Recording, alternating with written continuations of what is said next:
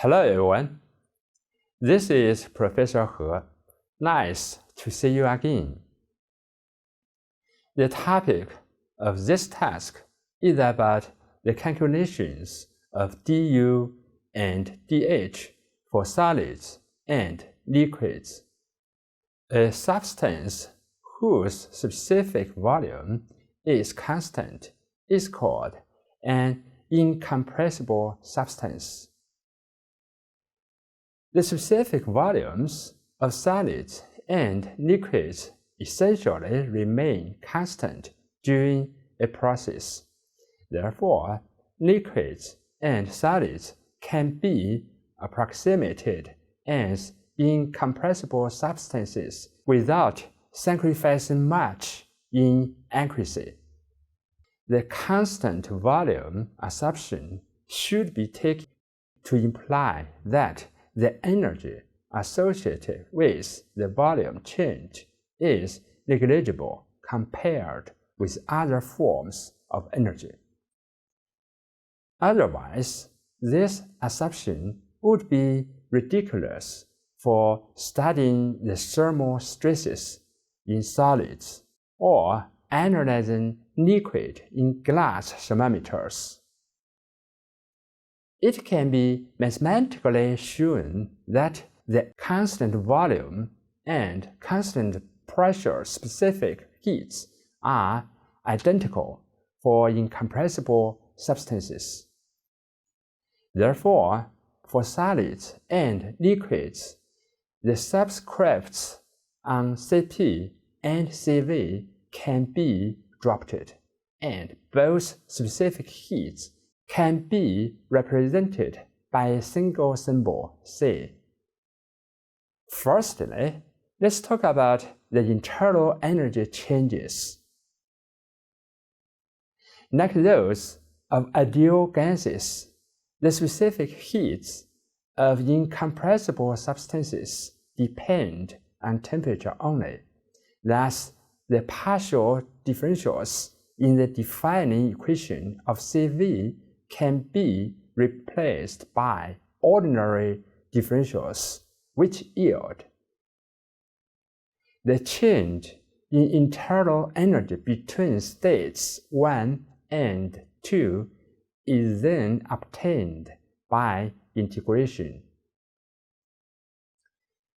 The variation of specific heat C with temperature should be known before this integration can be carried out. For small temperature intervals, a C value and the average temperature can be used and treated as a constant, yielding. Secondly, let's talk about the enthalpy changes. Using the definition of entropy and noting that V equals constant, the differential form of the enthalpy change of incompressible substances can be determined by differentiation to B. Integrating, we have, for solids, the term is insignificant, and thus we have this relation. For liquids, two special cases are commonly encountered. One, constant pressure process. As in heaters, we have this relation. Two, a constant temperature process. As in pumps, we have this relation. For a process between states 1 and 2, the last relation can be expressed as, by taking state 2 to be the compressed liquid state at a given T and P, and state 1 to be the saturated liquid state at the same temperature. The enthalpy of the compressed liquid can be expressed as. This is an improvement over the assumption that the enthalpy of the compressed liquid could be taken as HF at the given temperature. However, the contribution of the last term is often very small and is neglected.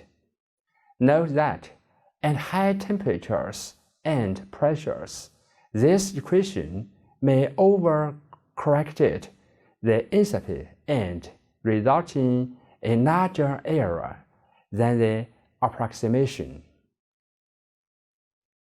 Okay, that's all for this task. Thank you very much and see you next time.